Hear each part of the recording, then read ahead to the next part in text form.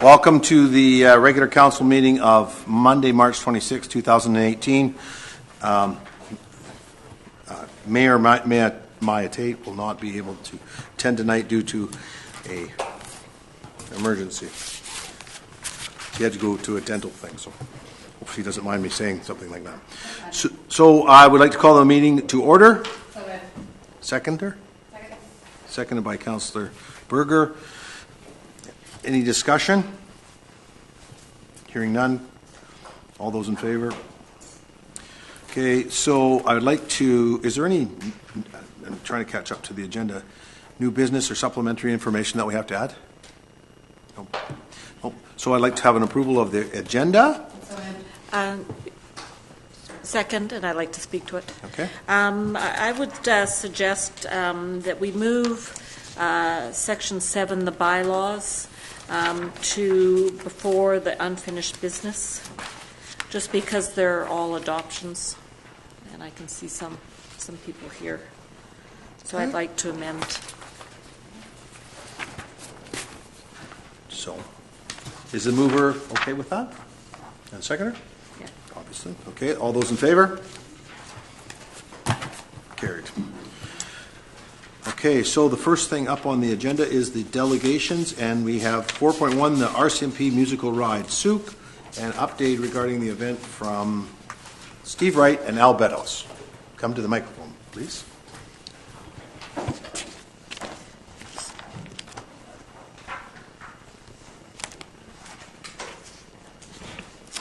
Well, thank you very much, Acting Mayor. Of course, we are, as you say, from the Sooke Lions Club. I'm Al Beddoes, the Vice President, and Steve and I are co-hosting the RCMP musical ride presenting Sooke. I'd like to give you a little bit of background, a little bit of information, because it's going to be a very big event come August. So I'll let Steve lead off with a background of how we got to this position of having the ride even offered to us. Good evening, and it feels like I've come home again. It's been a few years, but thank you for allowing us to have a speak to this, because we just recently found out that we were awarded the opportunity to host the musical ride. So it's not that we've been procrastinating. We just found out this month that we were able to host the ride, and now we're rushing forward very quickly with this. We were very fortunate that we've been awarded the opportunity to host the musical ride on August 18th and 19th in Sooke. Actually, the ride will come to Sooke on the 16th. They'll have the Friday the 17th off, and then we'll do our first performance on the 18th and a second performance on the 19th. The way this came about is that 5 years ago we hosted the musical ride in Central Saanich. It was a big fundraising effort on our part, and we raised a lot of money for children's charities. This year's focus is a little different. We want to bring a world-class event to Sooke. Instead of having the residents of Sooke go to a world-class event, we want to bring a world-class event to Sooke. So for those that don't know, the musical ride consists of 32 horses and riders performing intricate and challenging circuits and what have you, drills to the accompaniment of music. The performance lasts about 40 minutes in length. The cost, we don't pay for the musical ride to come here per se, but there's lots of costs associated with putting on the ride.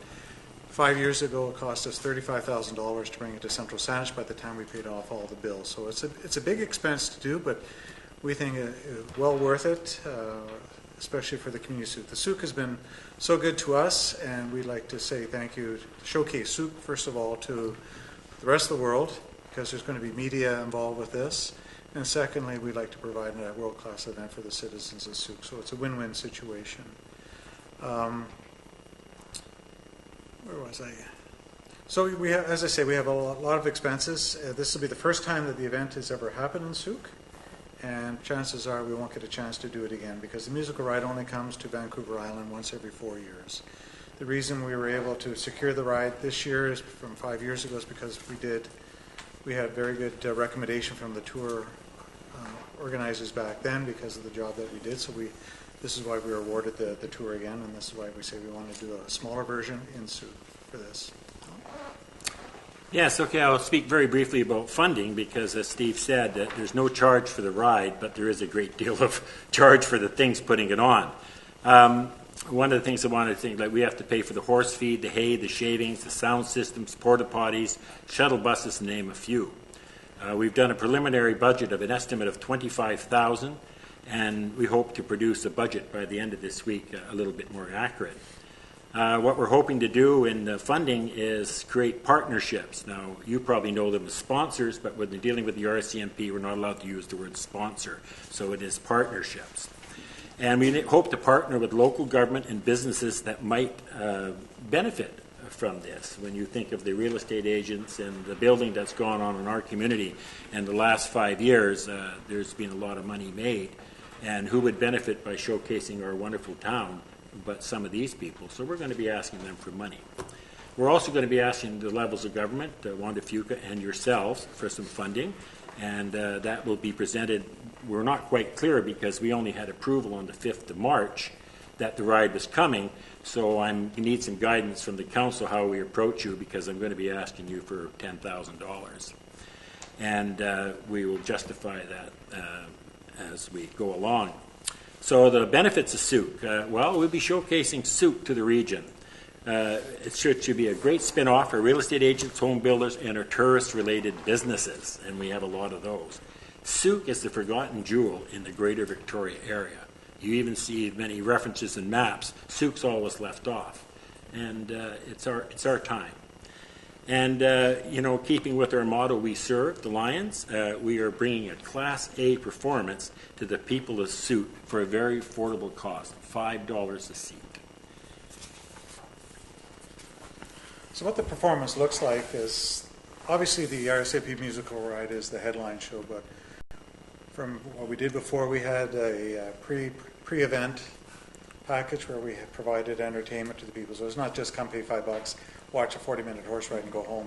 No, this is going to be a family event that's going to last a couple hours. We're going to have a pre-event entertainment that we're still working on, entertaining ideas. And so on the 18th is a Saturday. We're going to be doing a matinee performance, approximately 2 o'clock in the afternoon. And we'll open the gates early for people to get there and get their seats. The following day, on the Sunday, it's going to be a sunset ceremony where it's going to be an early evening, and very, very special performance when they do that for us. And the RCMP's been very good about working with us on that. We're also arranging for opportunities for the public to go down to the stables. It's a little more challenging for us because we're using privately owned stables to house the horses, but Bruce Logan has been very good about cooperating and making his facilities open to the public. So we want to be able to open the grounds to invite families to come down and meet the riders, see the horses up close and ask questions, and to make it a very special event. One thing I wanted to say is that we couldn't have done where we even are today without the help of some very prominent groups, like the Sooke Community Association gave us the field to use. And believe me, there's a little bit of reluctance when there's 32 horses chomping up their field. But they said, no, this, and it was quite interesting talking to them, said, no, this is a Sooke event, and we're part of Sooke, and we want to be involved in this. And as Steve said, Bruce Logan came forward. He has an indoor riding arena. And when we had the lady come out from the RCMP to view these sites, she said, this is absolutely wonderful. This is first rate, and very pleased when she went away. So we're already getting good vibes from everybody, and we are looking forward to putting on a Class A act for the residents of Sooke. We're not going to see this again for another decade at least, and let's make it a celebration, and we'll make it for the people of Sooke and the surrounding area. One other thing I forgot to mention is that at the end of the performance, the members of the musical ride stay on the grounds. They go off to the sides for people that can come up and take pictures and talk to the riders, and it's all open, and it's a very popular part of the ride. And they say, well, they make themselves available for 15 minutes. I see them stay quite a bit longer if they want. So the last part is that in the event that there are monies left over, we're hoping to break even. But in the event that there is monies left over, we are planning on donating it to the Canadian Cancer Society Tour de Rock Cops for Cancer ride. It's a good fit, isn't it? Sooke has been very generous over the years contributing. This is the 21st year the Tour de Rock has come out this way, and there's quite a few families in Sooke that have benefited from the Tour de Rock, and because it's predominantly, the money goes predominantly to pediatric cancer research as well as support for families with children with cancer. And as you know, I did the ride 4 years ago, and it was a very life-enriching event, especially being involved with the community of Sooke and getting involved with some of the families here. So it's a well worth cause.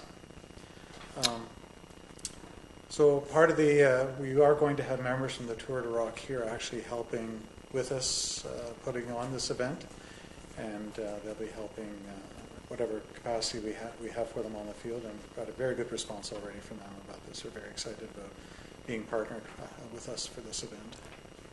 So, Al? Yes, okay. Well, I guess we're now open to questions. I sent a brief. I hope you all got it. Pretty much what we said here today, but we had it there so you could study it at any time. And if there's any questions, we'll be happy to answer them. So. Thank you, Mr. Beddoes and Mr. Wright, for your presentation. I think it's very exciting, and I think that it's something that showcases Sooke, but showcases the bigger picture, the RCMP musical ride, and then in the back end some charity there too. So I'll turn it over to councillors for questions. Councillor Casper. Yeah, just through you two gentlemen, at what point in time do you think you'll have this budget finalized, so you could just bring a package to us, or get a package? I'm hoping to have it by week's end. Okay. You know, we had a meeting yesterday, and I was able to get some rough figures. It'll be a guesstimate, but it'll be a budget as we can best determine. And then I'd be prepared to come to council and ask for a specific amount of money. And I'm prepared to go to Mike Hicks and see if I can squeeze him for some too. So. And my second question is when you mentioned $5 a seat. So are you making arrangements with some different agencies to bring in that portable seating that can be utilized? Right? At present, Sandy is in the back there. She's looking after it. She's arranged. She's gotten us 3 250-seat bleachers that roll in, and another 16. I think 850 bleachers. So we're at about 1,200 in bleachers right now, and we can augment another 800 in chairs. And we're not done yet, so we're still looking. We're hoping to have seating for 2,000 people per performance.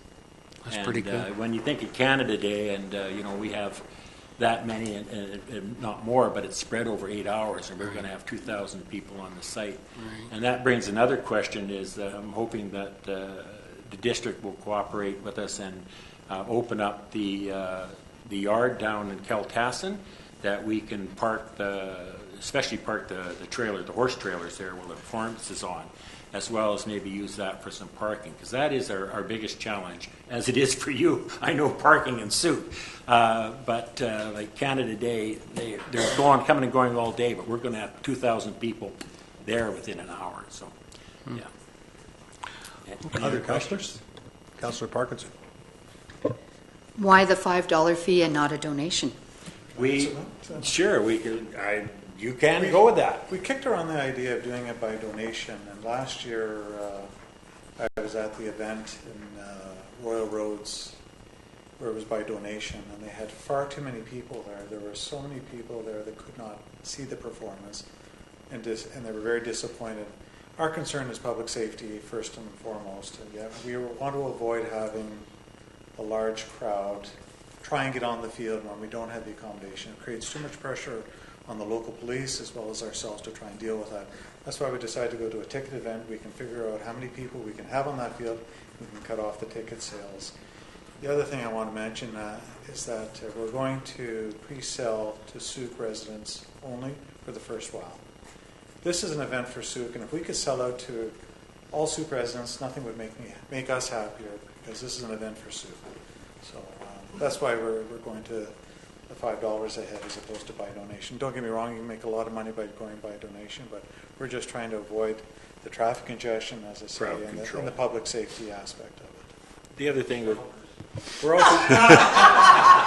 also going to make some tickets available to CASA and the food bank for, if you've got a needy family with 3 kids and one parent, for $20 can be a lot for them. we'll make tickets available. We'll have to use those agencies in town and give some away free. Again, we're not out to bleed the public, hence that's why the $5 and not $10 or $20, because we could get it. It's going to be good. There's a significant difference between now and 5 years ago. 5 years ago was a full-on fundraising event, but this is a little more geared towards the community of Sooke and putting something on special for this community. And I thank you for that. Councillor Parkinson, another question.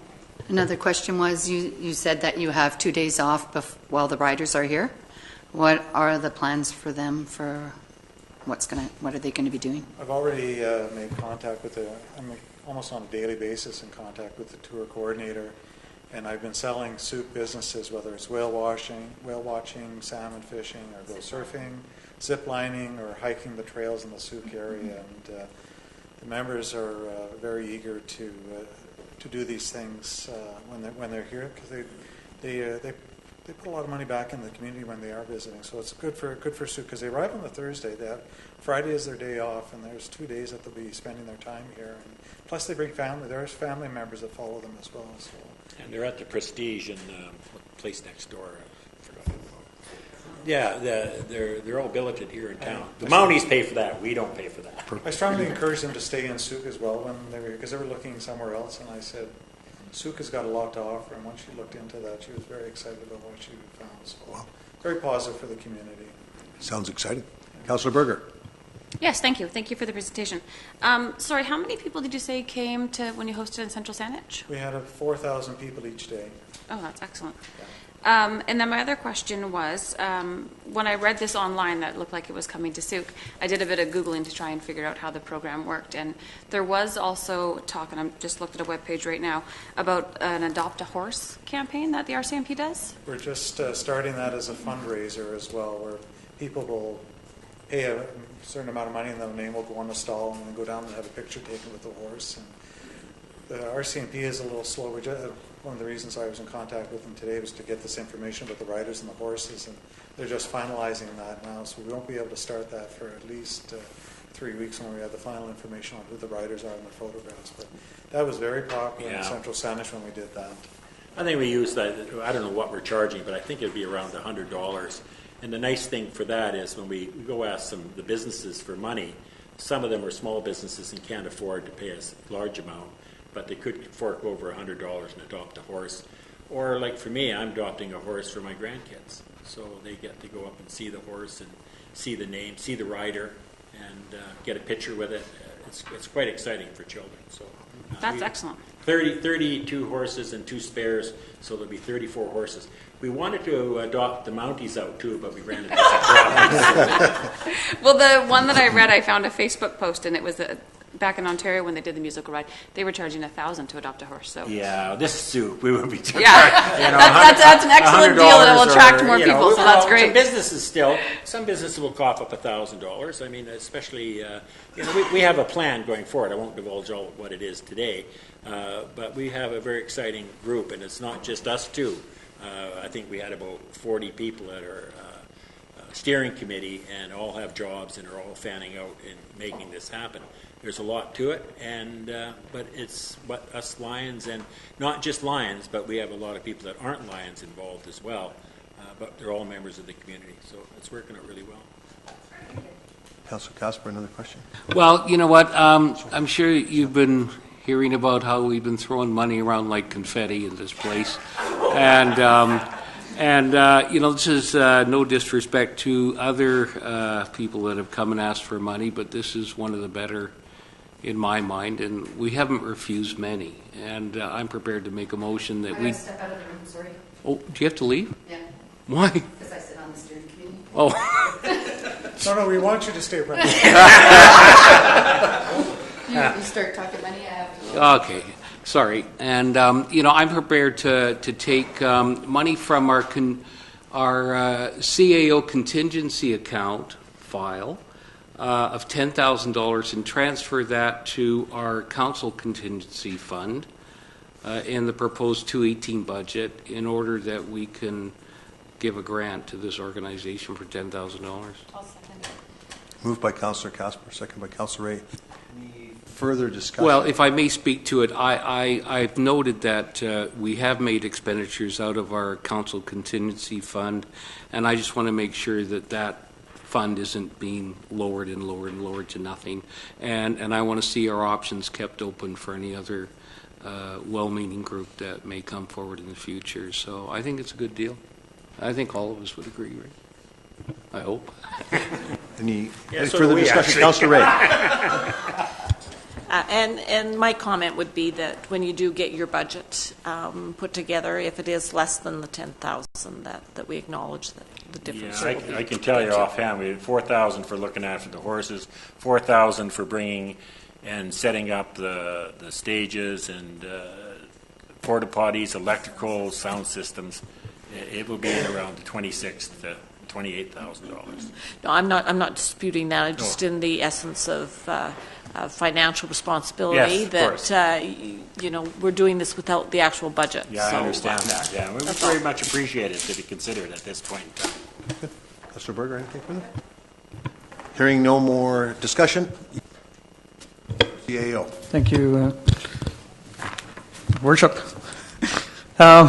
I just wanted, it's not the CAO contingency, it's actually operating contingency. So just to clarify that. Yeah, we changed the name of that. Okay.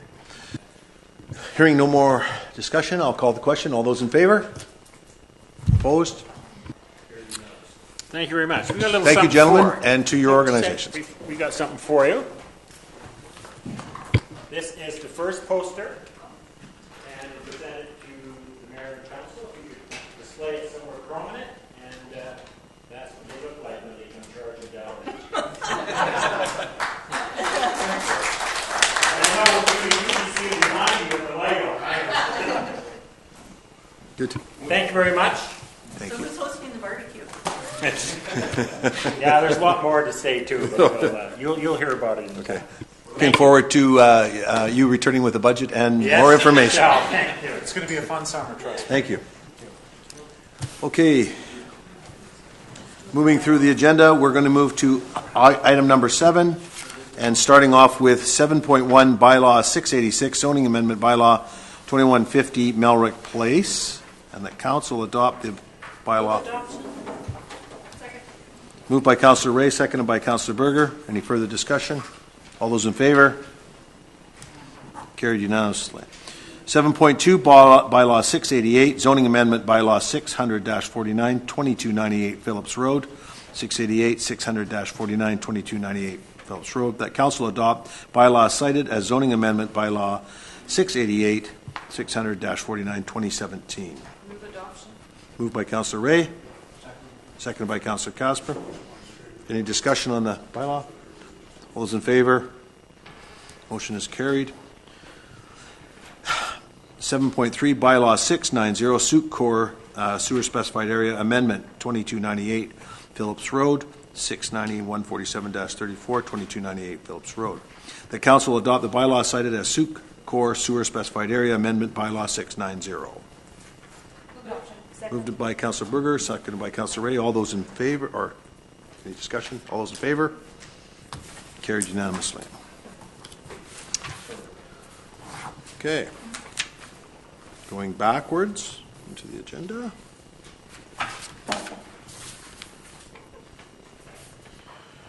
4.1, unfinished business. 5.1, the 2018-22 5-year financial plan. And draft 2018 to 2022 financial plan is presented March 21st, special calendar. Budget background, apparatus replacement plan is the first piece. Council, through CAO. Thank you, Your Worship. Just to set the stage before the chief takes over. So we're in the financial plan talking about the fire department, and so we'll be doing the operating budget first, and well, as the chief moves through his slides, but the operating budget is on page 23 of the package and carries over to page 26. And then the capital budget for the department is on pages 13 to 17. and each of the items being requested out of the capital budget funds are listed on those pages. And I will, with that, hand it over to the Chief. Thank you, Your Worship, and good evening, Council. So this presentation here, there's really two components of it. We have the community safety presentation and then a condensed comprehensive review of the apparatus replacement plan that myself and Captain McRae have worked on extensively, and we'll present that together and co-deliver that. This presentation here is going through the main functions of community safety, and it's focusing really on the capital parts, and I'll have a little bit of discussion on some of the key operating things in the fire department. So moving through this presentation, the main thing here that we've spent most of our time on here is looking at the fleet, and we'll be going into details of the fleet and give you a good overview of where the fleet currently stands. In 2018, some of the main things that we're looking at as far as coming from the reserves, we brought in, as far as revenue, about $206,000 from our efforts with the volunteers going up into the interior to support the Office of the Fire Commissioner and the Wildfire Service. I think the net, our estimate was about 130 to 135 after, paying the volunteers for their time and maintenance on Engine 3 when it was out there in deployment. From that, we've been looking at providing investment further into our wildfire components. Myself, I've been here for about 15, 16 months now, and I've spent quite a bit of time looking at all the equipment, driving the equipment, and specific to our wildfire unit, we do have a trailer there that's, in order to get it to what's recognized with the province as a Type 2 structural protection unit, we estimate about $35,000 to get it to a current standard. Right now, I call it a Type 3.5, and the Office of the Fire Commissioner knows that we have it. There's only a few trailers on the whole island that are really available to support structural protection. The other unit here is a forestry suppression utility unit that would be able to haul equipment better for us and have us the ability to haul some small pumps and get us into some difficult access areas such as Mount Quimper. And then, of course, we have one of our heavy-duty utility trucks that require replacement. We'll be going in more detail in Section 8 with respect to the proponents and the RFQ process and the successful bid as far as the need to borrow for the water tender. And the critical equipment that, if I was to break that down for 2018, those items there that would encompass that $56,000 would be some AEDs, which are automated external defibrillators, some rescue tools, which include some struts for extrication, master intake valves, some hose for repair, a couple forestry pumps, and a tactical positive pressure fan. Those are all the units there that encompass the need for that necessary equipment. Going into 2019, our apparatus replacement plan will talk a little bit more about the utility units. We do have a big ticket item here that's coming up due for replacement. This is replacing Engine 3, which is one of our frontline engines. And of course, the critical equipment, again, for 2019, breaking that down, $31,000 would include a couple more AEDs, some portable scene lighting, some more nozzles, and some hose. We did drop the need for a turnout gear dryer since our current one is functioning quite well. One thing I wanted to note back on 2018 that I forgot to mention, one of the things that's in the budget there is the Sooke contract. I do have a meeting actually this week with the Capital Regional District to begin reviewing what that contract should look, and both sides agree that it's time for an overhaul on that contract. And that contract's about $45,000. Moving on to 2020, the unit that I currently drive is what we call Car 1, Unit 211. That one's coming due for its life expectancy. We do have a few issues arising with it recently, but we continue to invest in it and hope to able to use it till 2020. More auto extrication tools, and as you can see, we're spacing out the need for AEDs as they do wear out quickly, and they can be costly if we're trying to replace them all at once. In 2021, one of our other command vehicles is due for replacement. We do have in our apparatus replacement plan the need to be looking at another engine replacement, and the critical equipment in 2021. Excuse me here. Is another positive pressure fan, more struts, hydraulic tools, valves, and hose. And that's typically what our critical equipment consists of, tactical equipment that's necessary on our engines. Moving on into the 5-year plan in 2022, we're looking at these items here that are listed as well. The replacement equipment at $25,000 is just more hose and some extra ADs.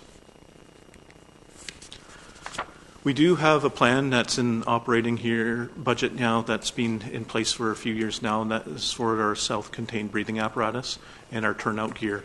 Moving into the 2022 timeframe, we do expect we're filling the actual need for a lot of the breathing apparatus. So, replacement, warranty, maintenance, any issues like that, we do see that budget, starting to taper down. The Sooke emergency program has quite a modest budget. There's only been a couple types of tweaks in it for 2018. We're looking at just slightly increasing the administrative support so we can get it off the corner of the desk and give it a little more focus as we experienced with our tsunami event. That involves the ESS volunteer, his stipend being increased to help out with more of the emergency operations center readiness. We have a plan for an exercise control, bringing in a third-party person to support us with an annual type of tabletop exercise that's going to be tsunami-related. I just received some estimates on what the CRD is proposing for a notification system.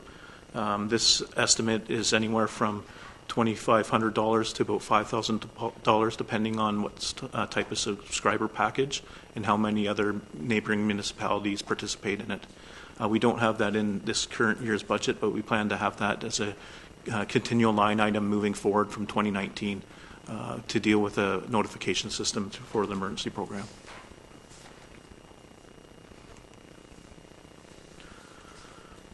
Ooh, we lost a connection there. There we go.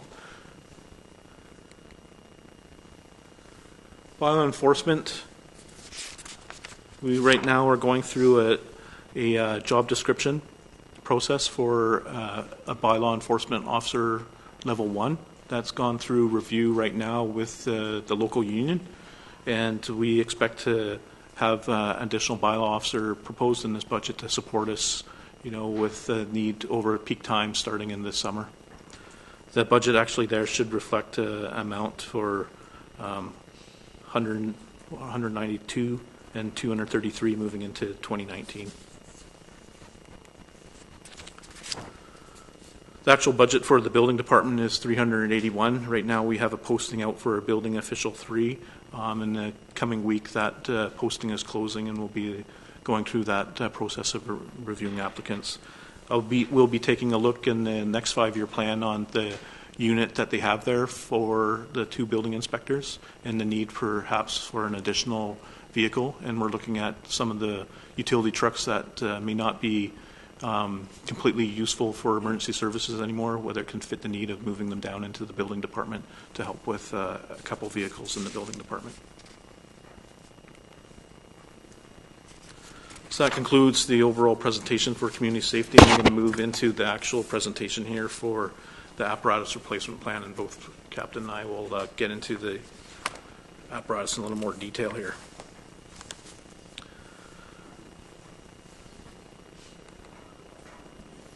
So this presentation here took a considerable amount of time and effort between the captain and I going through each apparatus. In this presentation, we're going to be talking a bit about the grading system in more detail, how we utilize that to help determine the current status of each unit in the fleet, how we're actually using asset management software and current training that we've done on it to help us with some of the scoring system that you've seen in the package there. This slide is just a general overview of what we have in our current fleet. You hear the firefighters and officers talking about engine 1, engine 2. In brackets is just our internal serial number that we use to kind of track the units in the fleet. We utilize that and to help us break down costs associated to each unit. Currently, the budget has sort of a catch-all for all maintenance costs, and we're working right now on breaking that down based upon the serial number here so we can track in the long term the actual investment we've been putting into maintaining the fleet. Asset management software is something that myself and the CEO have recently done some additional training on. We, last year, with support of staff in GIS, implemented a hierarchy of all our assets as far as the fleet goes into this software. We utilized some of the tools inside that software, particular attention to what was called the conditioning, and utilizing our conditioning indexing to help us with a scoring system. We can input the priority and importance of vehicles in here in the fleet, and as well as the type of condition we think it currently is in. Putting more information in with the actual maintenance and repair component is going to provide us better, clearer picture down the road here as if a capital investment on maintenance is actually going to improve the longevity of it, or if we're putting so much time and effort and energy into a unit, is that type of maintenance actually going to make the unit deteriorate more quickly and not meet its current life cycle. So there's lots of different modeling that we can do, and I expect in the next year or so we'll be able to showcase some of these different things in the fleet as far as the modeling goes, and curves and graphs, etc. I'm going to hand this one over to Captain McRae. He's the one that put a lot of effort into providing a scoring system in here, and we reviewed this together. Basically, the colors are there to let you know where our fleet is at, but Captain McRae is going to go in more detail and break down what each of the different columns represent here in this. So this system is based off of Public Works Association of America scoring system, and this one specifically was done from Charleston, North South Carolina Fire Department. What it shows is that we take the age, mileage, type of service, so how important the vehicle is to the fleet, reliability, and the condition at this point to come up with a number, and then this point scale at the bottom gives you at what time the vehicle needs to be replaced. So it'll give us a time frame and some consideration of when we should be planning to replace these vehicles. There's a lot of information on the bottom there on how the scales work. I'm not going to go into a bunch of detail on that at this point. But basically you take an accredited system that everyone's using in Public Works to track your vehicles, and it gives you a predictive time of when the vehicles need to be replaced. So you can see the vehicles that are in red are ones that we should be considering replacing in the next short period of time, and there's quite a few of them that are in red. So we are starting to work on that in the next few years of which vehicles to replace and how critical they are to be replaced. One thing I would note here, the maintenance repair column is blank right now because we're expecting the asset management software to support us with a more comprehensive scoring system. At this time here, we don't think it would really improve our fleet outcome there right now, but we are going to integrate that software to help us better indicate what the actual scores could be, indicating the life expectancy of the fleet. We're going to go into a little bit more detail on each unit here. Engine 3 is the next one up. That's for 2019. That scoring system in the bottom corner there, that's a scoring system based out of 100. The higher the number in the system with the asset management software, the healthier the unit actually is. So the lower score is really indicating that it's in more of a need for a replacement. Some of the things that we note with Engine 3, as good as it was for us in 2017, it brought us in considerable revenue. It does require immediate consideration. We do have problems with some of the pump throttles. Several parts are no longer available. Tachometer breaks down the hour meter. The pump operator communications does not even exist anymore and has failed.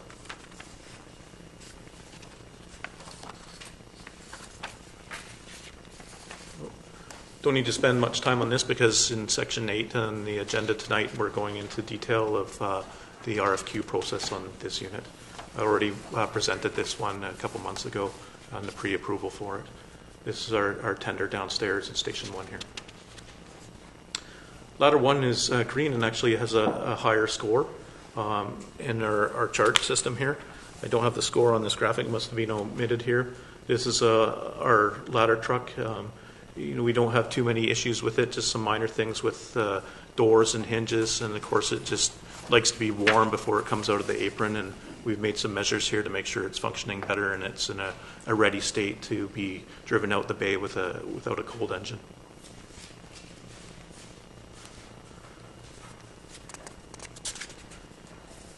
Engine 1 is one of our most heavily used units. It was a used unit. It has extremely high mileage on it. It's beginning to show signs of failure. It has been functioning, well as far as serving the community needs, having a shorter wheelbase and considerable amount of power and being easy to drive. It does lack some cabinet space, and we have quite a bit of storage on the roof where we're putting volunteers up in a vulnerable position up on the roof of the apparatus quite often. Early replacement is really necessary on this. We're starting to see significant parts wear out. The compressed air foam system no longer operational, and there's a poor foam tank design on here. As far as speccing out an engine for next year, we'd be looking at a very similar specification to something like this, which has a rear mount on its short wheelbase and custom cab with quite a bit of power. Better beefed up suspension, as the suspension is showing some wear because of the roads on here. This unit would end up going down to Station 2 as we shuffle units through the fleet.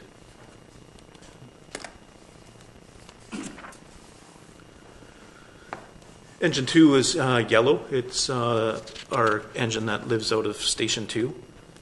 It's easy to drive. We're looking to extend the life over the original plan and keep it as a reserve unit to assist with replacing used trucks sooner than necessary. Some of the cons with this is it's got a poor pump. It has issues passing the pump testing. We expect it to fail future pump tests, and will have to be downgraded to what we call a 1050 gallon per minute type of pump.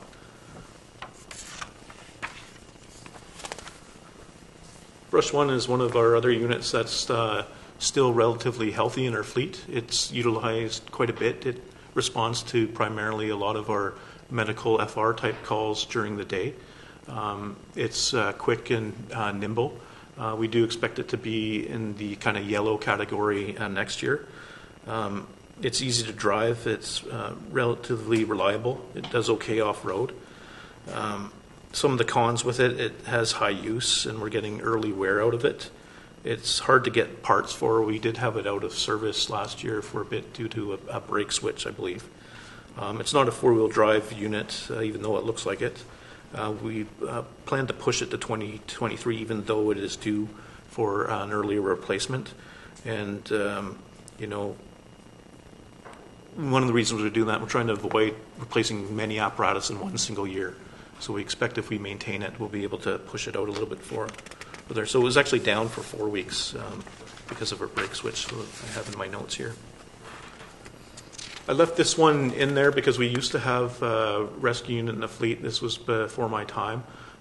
One thing I have in my back of the radar is to be exploring what some other departments have done in British Columbia with respect to grant dollars, gaming grant dollars to help support if we're able to add to the fleet at some point with a proper rescue unit and take pressure off our engines being rescue engines. A unit like this could serve a regional need. And one thing that I'm hearing lots of noise out in the province lately is the requirements with WorkSafe BC and having an emergency transport vehicle. And that's something we did have in the past with an ambulance type unit in the fleet, and we're actually in non-compliance right now, being too far from a hospital and not having an emergency transport vehicle. So this is something that still requires consideration over the next couple of years as we tweak the long-term apparatus plan, and that's why this unit's still in the presentation. This is when we get into some of the units that are definitely red in our presentation here. This is Squad 1. It's very much a utilitarian type of unit. It lives at Station 2 right now. It's got a really poor transmission in it, lacks a lot of safety features. Even though it's a dual E-type of unit here, We can't tow with it because of the cabinetry configuration. It's very unreliable, has homemade mirrors on it, steering issues that are consistent with that type of chassis, electrical gremlins, and just basically poor construction. It's not a very good truck, to be honest with you. Utility box leaks, the doors on it won't stay open. Multiple batteries during the year we have replaced, and it just lacks considerable amount of safety features on it. It's overdue for replacement, and this is one of the things that we're accelerating replacement with the capital reserves that we have. Battalion 1 is, we call it Unit 209. It's one of our command units that utilized by the volunteers quite often. Once again, has a very poor transmission. The engine is starting to burn oil. It's our only real tow vehicle, but the mirrors are not appropriate for the towing use. The interior is starting to wear considerably, and the driver door hinge pins are wearing out. It's considerably underpowered. It was bought with the concept of fuel economy in mind, but it hasn't worked out for the fire department, as the power is very inadequate for towing the trailers that we have. It's a base model that, once again, has hinge door failure, and the ignition cylinder has been replaced already on it. If we can maintain it and keep it in a good service light, this is a unit that I may consider moving down to the building department, as it could serve their need for a few years. We get lots of laughs about this truck, and this is an older unit. There's really no modern safety features on this unit. Poor emergency lighting. It's past its replacement age, and it is starting to have some recent issues. We're looking at perhaps it being a temporary solution to help us with the WorkSafe compliance with it being an emergency transport vehicle.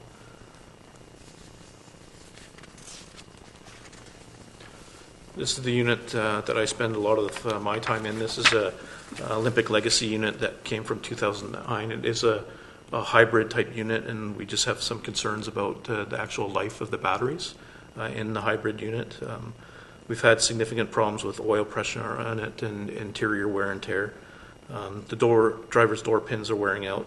It has the worst transmission I've ever used in a pickup truck. It doesn't work off-road at all. And we have parasitic battery loss with it all the time there. So it is a bit of a problematic unit. The only thing it does do well is idle at emergency scenes, being a hybrid unit. I'm going to have Captain McRae go into this in more detail. I think you've seen this graph. The colors really indicate the importance of the unit and the concept of having, good units overlapping. The utility trucks on the bottom aren't in color because we don't see them as critical units. So in the asset management software, they have a lower priority as opposed to the frontline fleet units that are in color. So the green units are in the first 10 years for the engines. You'll see that the tender is not included in that because it doesn't have a rated pump in it. So basically the units that have a pump in it are run at 10 years being green, and then they go into a 5-year of reserve, and then they go into red. You'll notice that the brush truck just goes from green to yellow, and then it replaces because it's not used as as part of our primary pumping for structure fires. It's just for brush fires. So it just goes from green to yellow and then back to green. So when it goes back to green is when it gets replaced. And we've done estimates along the scale there to suggest what the approximate price, best guess of what the price would be to replace those units. I think one thing to consider if we're looking down the road with long-term staffing plan as well, some of these utility trucks could be dropped out of the fleet if we're having a different type of staffing model, in the next 10 years. So this is a type of planning document that is living and needs to be modified on an annual basis and reviewed extensively. We did not want to forget the trailers. We do have quite a few trailers out there. Some of the trailers that we have in here are a scene support trailer that you see on the top. It's used for big incidents. It's got extra spill pads in it. Supports us in hazmat type of operations where we can do decontamination. It's got a change room in it. We use it for rehab, and it requires a proper tow vehicle, a heavy-duty type of tow vehicle. The forestry type trailer, that was the one I was talking about, the structural protection unit. That trailer there, we plan to replace it with the proper type trailer to get to an SPU type 2 and either dispose of it or see if it can be used somewhere else in the district.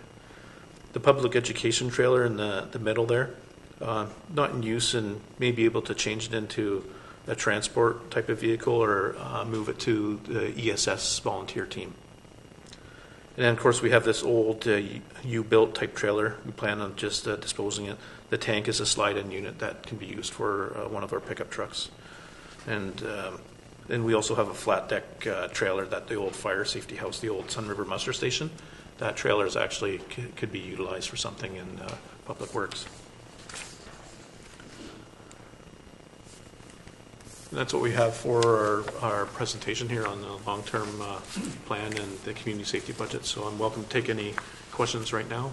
I'll do my best to answer them for you.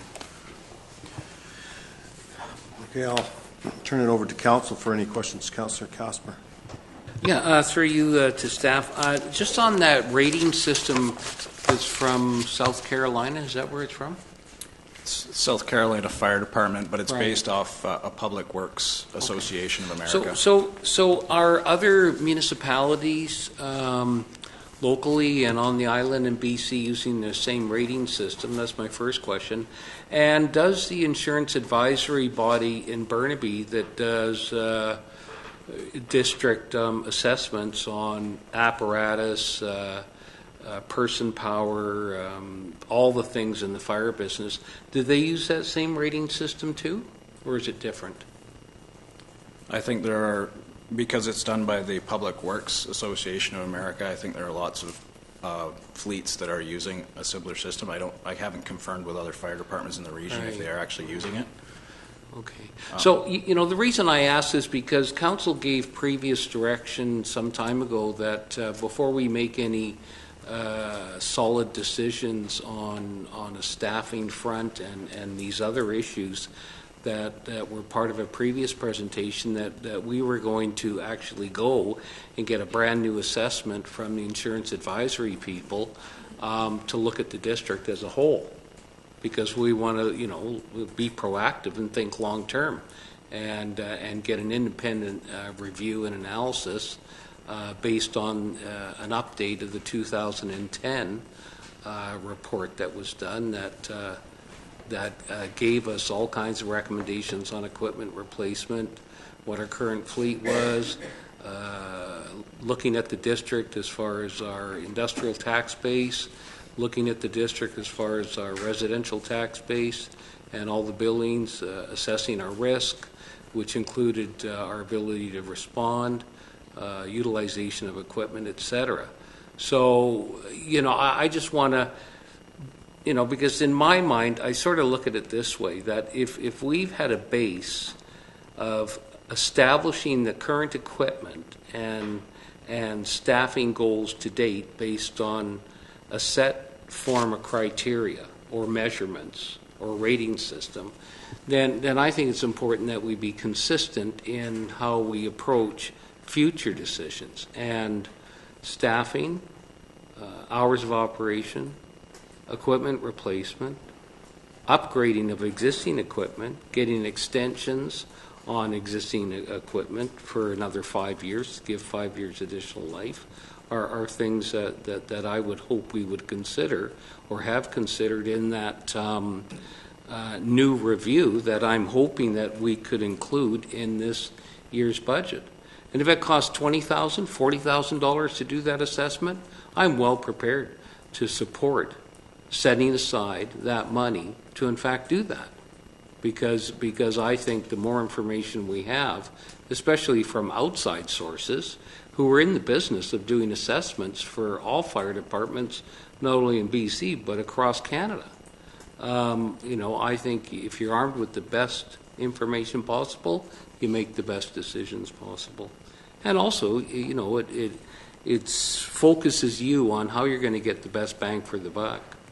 But I'm not prepared tonight to make any decisions on what we're contemplating doing this year or next year, with the exception of that, what's it called, the truck that we previously approved a few months ago. The chair would correct? be the water tender, and I can help answer your questions here as well. Yeah. Like we've already made a decision on that one, I think, budget-wise, because we had been asked for kind of pre-approval to get a tender process done.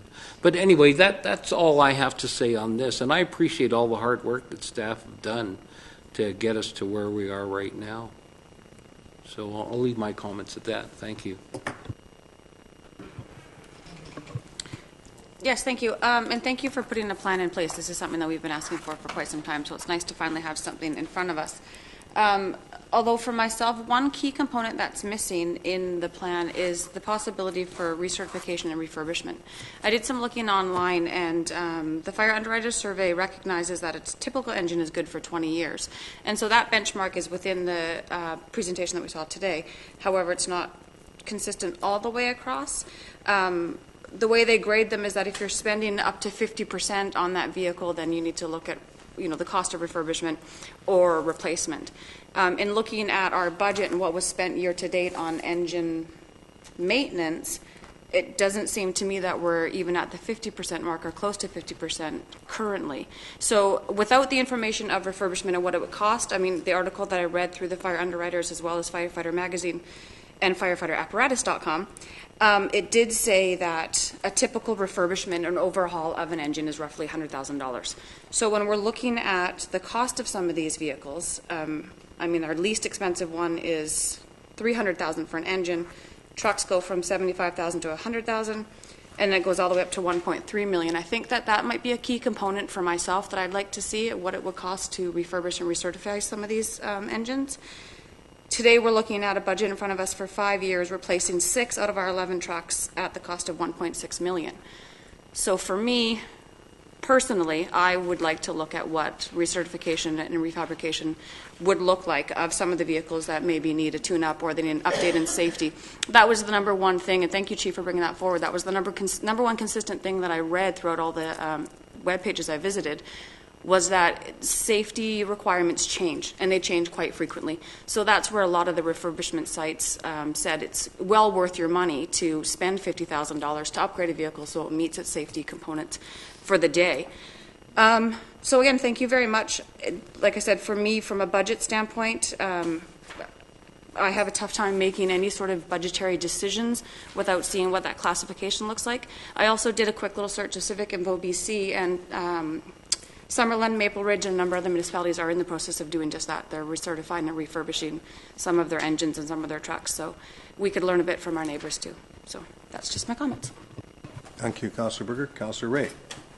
Yes, through your worship to staff. Thank you very much for the presentation, and just like to echo what Councillor Berger had said. This has been a long time coming, and it's great to see it put out in a format that's easily read. And I do have a couple of questions, and that is turning to the apparatus conditions point system, which was it's page 50 of ours. It's the work that you did, putting the numbers to the conditions, and I think I know the answer. But just want to make sure that I do understand that I am reading it correctly. You've identified Unit 202 for the 2018 budget that has a total number of 21, and it's in the red. And you have engine, I've got to follow the line, Unit 204 and 201, both for $700,000, 201 being replaced in 2019 and 204 being replaced in 2021, and they both rate considerably, well, engine 204 does at 25, well above the 21. So when I look at all your numbers, I'm guessing that the reason that 202 is taking precedent is because its condition is 5, while the 204 is a 3. So I'm just trying to in my own mind what made it, given if you're using a point system, I would think myself that, Unit 204 with 25 points would be the first one you would replace. But I'm just wondering if those different areas are weighted a little differently in terms of making that decision, regardless of what the total point system is. So the reason why we did 202, which is the tender, is because it's a single unit. There's no backup for it. Okay. And the tank has been repaired several times, and it was recommended to us 2 years ago that it had 2 years left in its life, and then that would be the end of it. Okay. And that was by a third party. That wasn't by us. And I believe that report was brought to council at that time. So being that it's a single unit, there's no backup for it. So if it goes out of service, we don't have a water supply for our areas that don't have hydrants. Okay. So that's why it got pushed to the top. Okay. The other 2 units are based on they're both engines, so they both can back each other up. So Unit 201 is the oldest unit, and it is the reserve truck or the backup truck for when one of the main engines goes out of service. So the reason why it's being replaced is simply age. It's the age difference between 201, which is a 1999 truck, versus 204, which is a 2006. So it basically falls to the age thing that we have to follow for underwriters' recommendations, that we're trying to replace the oldest unit. What will happen with 204 is it'll get downgraded to Station 2, which doesn't move as frequently, and the new unit will become the first engine out of Station 1. So the reliability thing will move, as things shuffle around, the most reliable unit will be used the most. Okay. Thank you for the explanation, and I think that's important information that probably could have been in here as a note, just because you're here explaining it to us today, but if somebody was reading the document, they might not understand that, but just a thought. And just what happened to the vehicle that we got from Langford for free? Did we sell it? That unit was condemned last year by the interim chief, so it was disposed of. Okay. And so that vehicle, it was just an extra one. There hasn't been anything built in this? Nothing's been replaced. No, okay. It was sent to the crusher. Thank you. Yeah.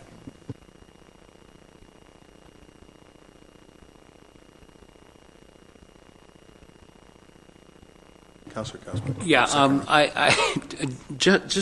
it's 204, Unit 204. That's one that came from Phoenix, right? That's a Phoenix truck. So a lot of controversy around the purchase of that one in 2010 and 2011, and I don't know if through staff have read the reports that were submitted to council of the day in 211 and 212 on the final upset costs associated with that unit and the life expectancy that was indicated and the rating of everything and what the politicians of the day were told we were going to get out of the life of that vehicle. And so I sort of looked at this and I thought, oh my God, it'll be 11 years. No, not even that, 10 years, maybe 11, because it really didn't officially come into service, I don't think, until late 2011.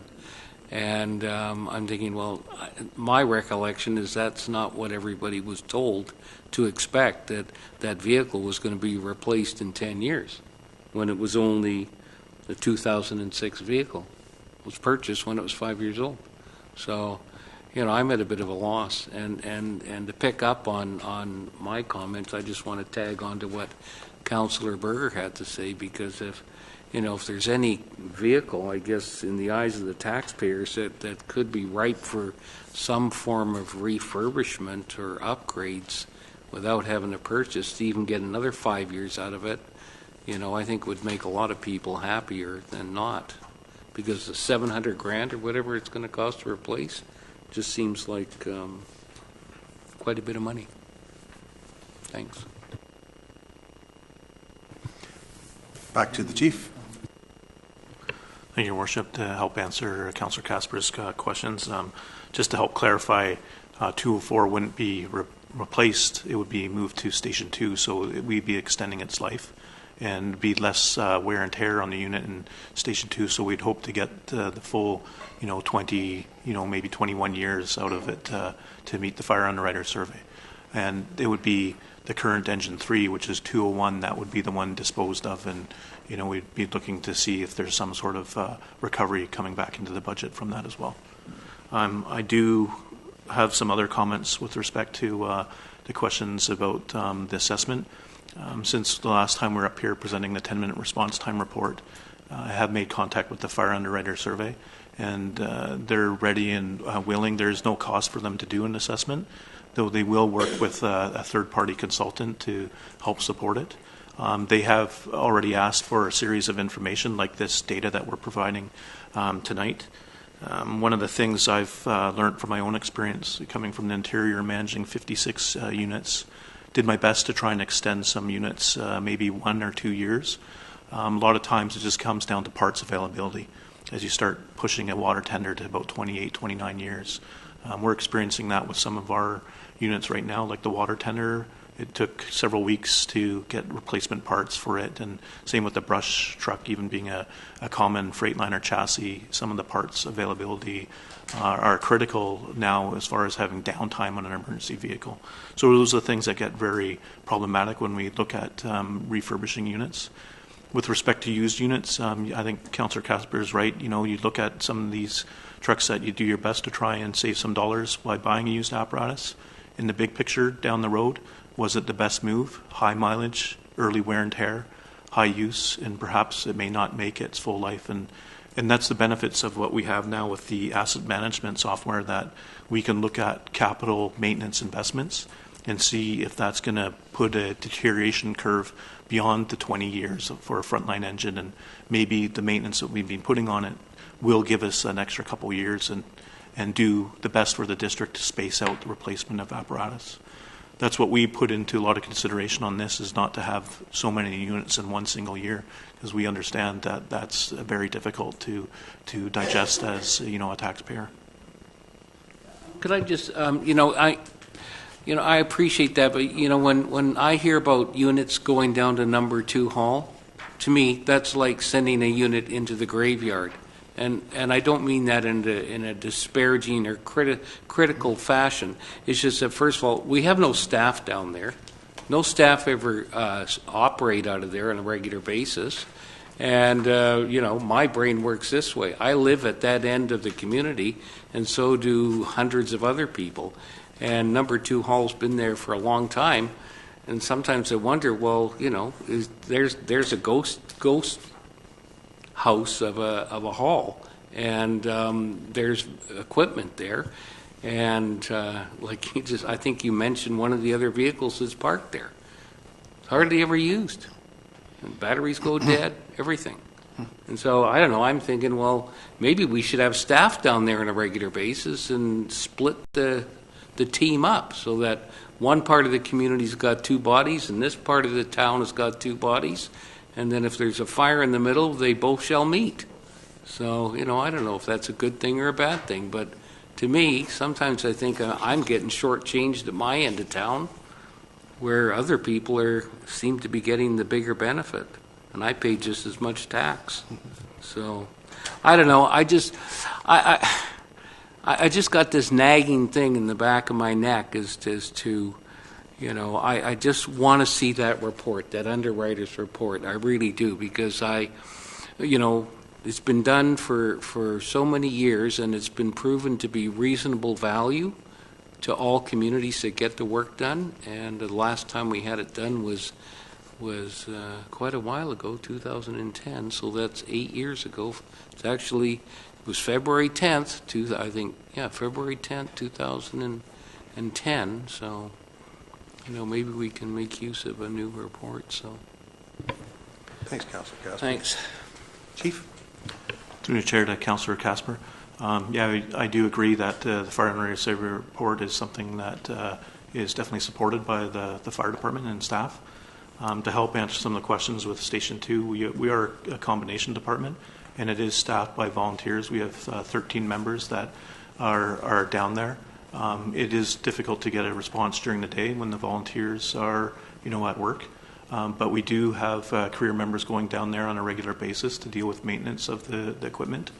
And shuffling, 204 unit down there eventually is a better unit than having the actual existing engine 2 there. So it's not like we're moving trash down into another station to park stuff there. We're actually moving a better piece of equipment that the volunteers would have better use of, a good engine that would actually fit in the bays better in that station because of its wheelbase there. So we do go to that station regularly. We do train out of it regularly. It is an unmanned haul, but it is part of the requirement of having a satellite station. It's just we're not there all the day.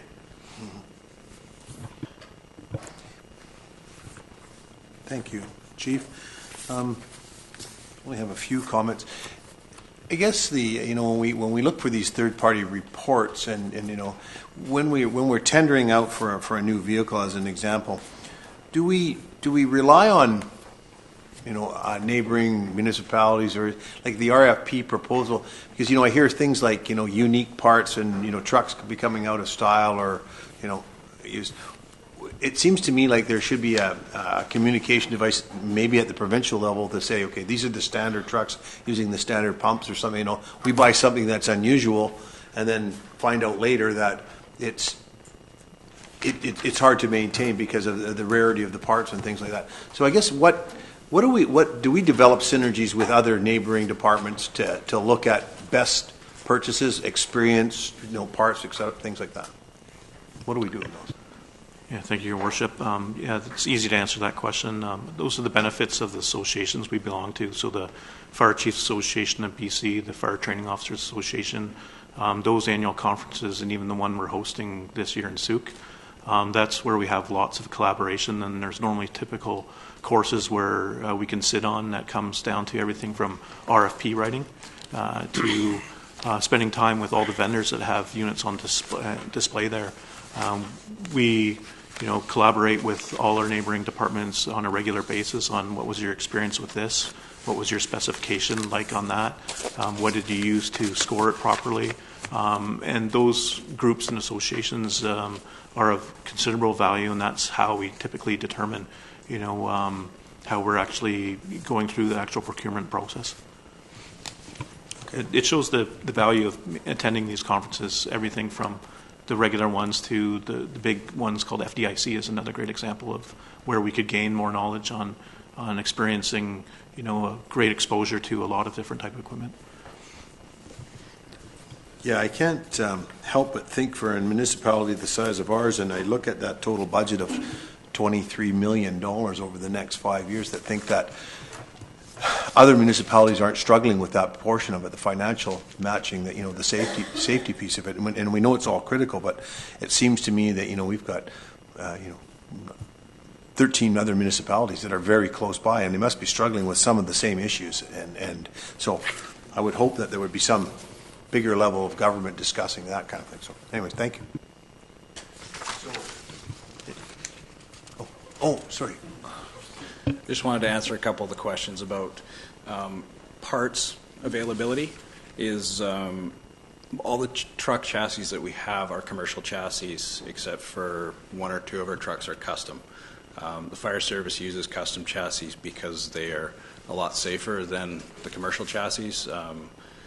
But the commercial chassis that we're having problems with is once you get to 10 years old and older, parts availability, like Freightliner stops stocking most of the parts. Like one of the parts that we had a problem with for the brush truck took 4 weeks to get here. There was only one available in North America, and Freightliner's not making that part anymore. So it's a challenge for us to get parts, and they're saying that they're not going to be producing parts after 10 years because in the commercial world, the mileage that they put on the trucks, generally they're worn out after 10 years and they're dumping them for newer ones. whereas the fire service, we keep them for up to 20, 25 years, which makes the challenge of getting parts. That's one of the reasons why we keep a reserve engine in place, is that if a truck goes down for 4 weeks, we're not without fire protection for that time frame. Thank you. So I'll turn this back to council. Any wishes to receive this report? Are we going to hear from the public? Because there was, isn't that what's after this presentation?